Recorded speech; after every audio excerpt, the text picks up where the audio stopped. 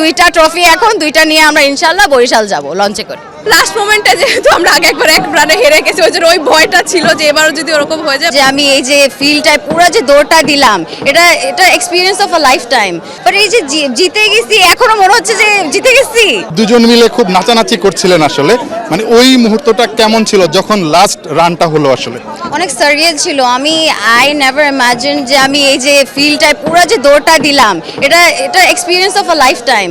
So এটা আসলে ওয়ার্ডস দিয়ে বোঝানোর মতো কোনো ইয়া না। বাট এই যে জিতে গেছি, এখনো মনে হচ্ছে যে জিতে গেছি। লাস্ট মোমেন্টটা খুবই টেন্স ছিল, মনে করতেছিলাম যে আমরা ওয়ান রানে আমরা একবার হেরে গেছি। সো ওইটা আমার ওই ট্রমা আসতেছিল ব্যাক, যে হোয়াট ইফ আবার যদি এরকম হয়ে যায়।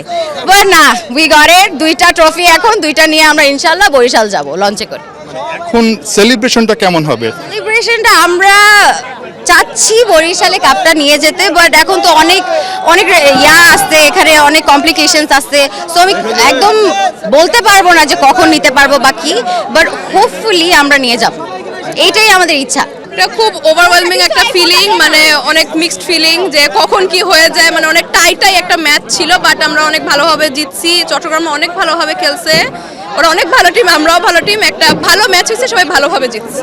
নার্ভাস মনে হচ্ছিল? কখনো কি মনে হচ্ছিল না যে হেরেও যেতে পারে? ঠিক লাস্ট মোমেন্টে যেহেতু আমরা আগে একবার এক রানে হেরে গেছি, ওই জন্য ওই ভয়টা ছিল যে এবারও যদি ওরকম হয়ে যায়। বাট আল্লাহর কাছে দোয়া করছে, আল্লাহ আমাদের সহায় হয়েছে, আল্লাহই করছে এটাই।